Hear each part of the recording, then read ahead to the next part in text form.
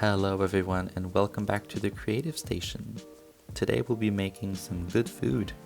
Let's get right into it. Let's make some homemade bread. I kind of invented a recipe, so just follow along with me. We'll start with some instant dry yeast. This one is a quick rise, so it's going to take less long. But if you want to use standard yeast, then follow the package instructions to know how long. But this one is really simple when you use this one. So we're going to start with 2 teaspoons of this dry yeast into a measuring cup. The second one, there we go. And then we're going to add also 2 teaspoons as well, the same amount of sugar. White sugar's fine here. You just want something sweet to let the yeast activate a bit more quickly. They're like yum yum yum yum. They like that sugar. And then we're going to add some lukewarm water, around 2 cups of that. You don't want it to be too hot, too cold, just, body temperature water. And give it a good mix until everything has dissolved inside. And you will let that sit for around 5 minutes until the preparation has kind of bubbled up and you see a reaction kind of going on after 5 minutes. Then in the meantime, we'll prepare the flours. So we're going to start with 1 cup of all-purpose flour.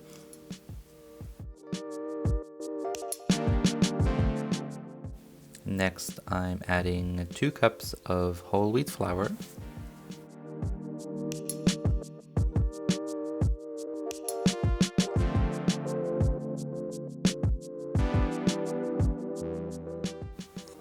Next in the mix, we'll add some buckwheat flour. This is a really earthy, wonderful, gives a lot of nice taste to your bread. I love this flour to make pancakes as well. It's really delicious. So if you don't know it, get to know this flour. It's really good. So 1 cup of that inside the mix. There we go. And give it a good mix to incorporate all the flours inside.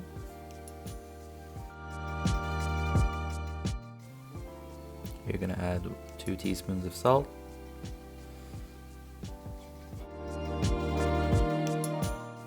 And again, a good little mix.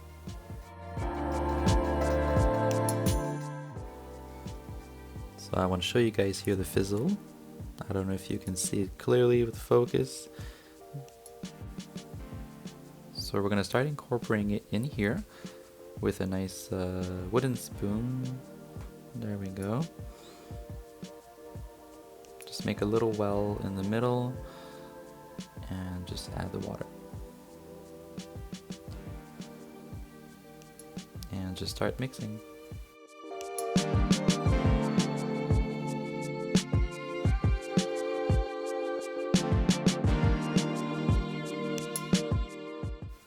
You'll feeling getting it really tough. The buckwheat flour is pretty sticky and rough flour, but you'll need it by hand afterwards, so set it aside for the moment. Put some flour on your surface just to help you out, a little sprinkle, and then just dump everything on there.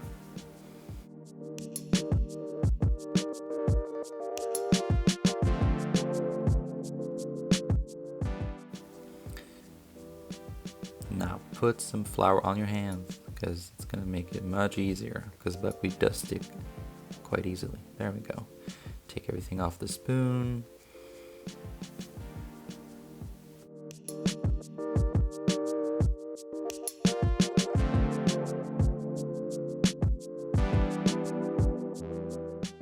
Now start kneading your ball. The technique is to really kind of take some and push it back, take some, push it back, just like that, and keep going. You will need to go on for a good 5 minutes to 10 minutes if you can, if you got the strength. Just keep it going just like that, picking up, pushing it back in the middle, and just flipping every time a little bit and turning your ball every time you push and pull.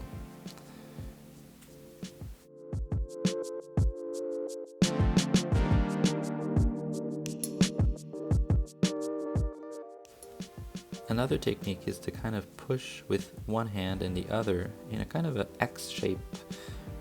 This is another way to do it. I do it both. I alternate to make it easy for me.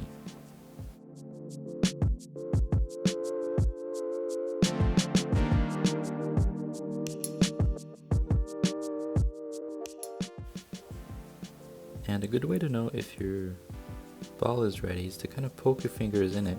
If the ball kind of bounces back, then it's ready, but here I don't see it's bouncing too much. We're going to keep going.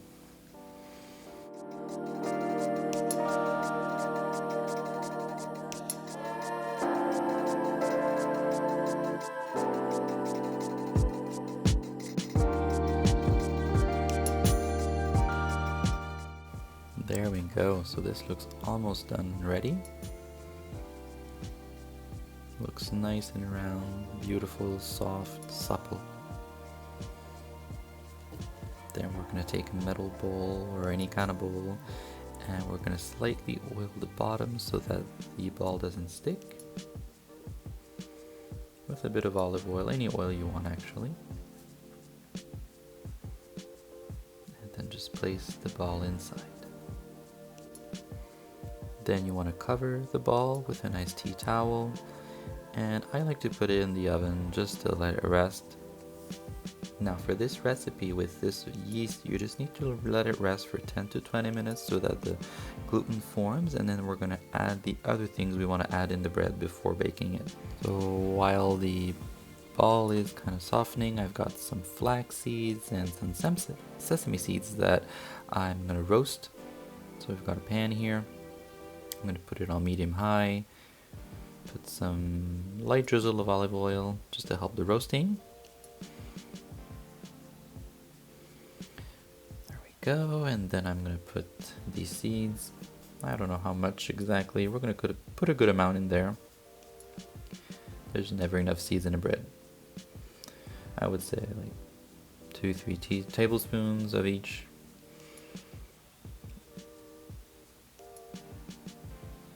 And then just start mixing to help that roasting until you feel that it starts to kind of lightly brown.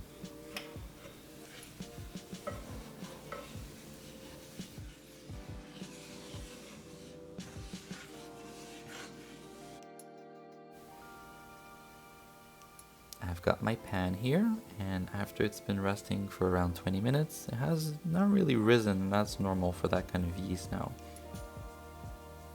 We're going to lightly flour the pan and just take it out. And you kind of want to spread it with your hands, like if you're making pizza dough, to kind of make it slightly stretch. You don't want to roll with a rolling pin because that could like kind of deflate it more. And then we're going to add the mixture that I made inside. There we go. Then just spread it with your hands all around.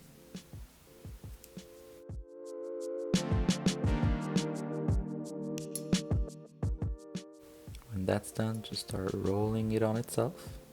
Just like if you're making cinnamon rolls, and to just kind of fold it and pop over it just like that. Then start kneading it a bit more, like kind of make it go all over itself inside out, so that the seeds inside kind of spread and go evenly into the bread. This is to ensure that it's even, you don't get like big bits of seeds in each slice.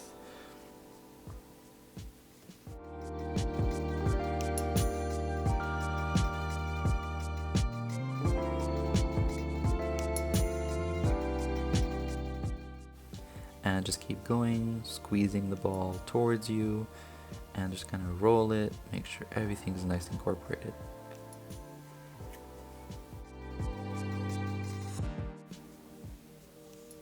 Looks pretty good now. Almost done.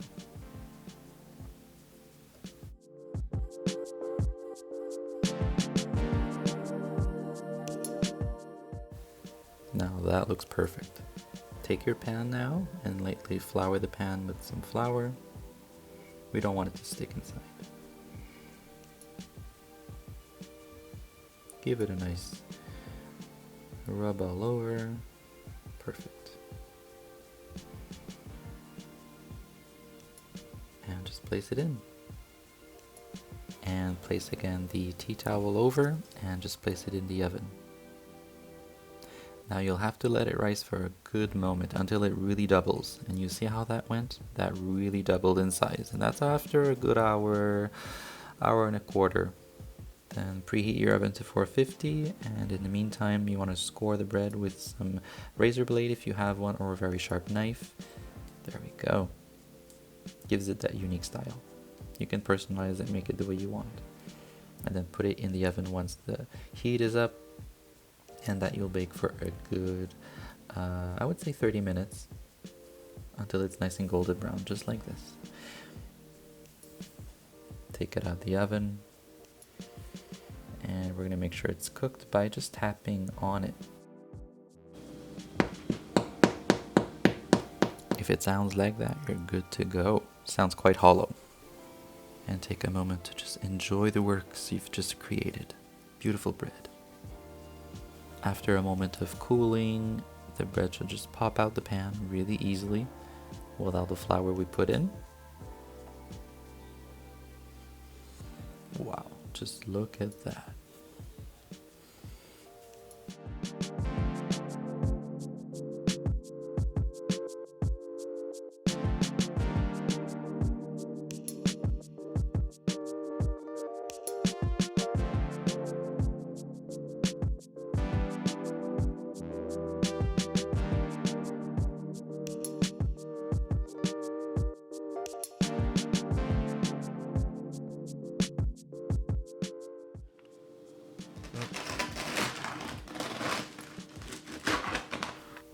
The sound of crusty bread right out of the oven.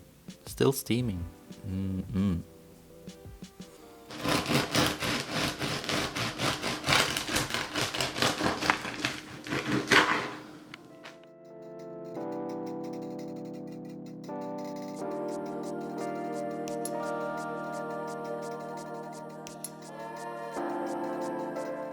So I tried making a really nice shot of butter being melted on bread, but the butter was way too cold, so sorry for that. That was a failure. A note to myself, make sure the butter is room temperature. But there you have it.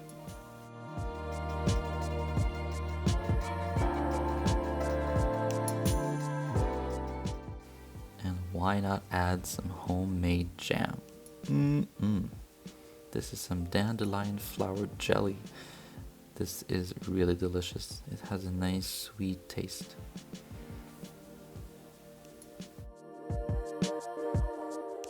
And there you have it. Thank you guys for watching.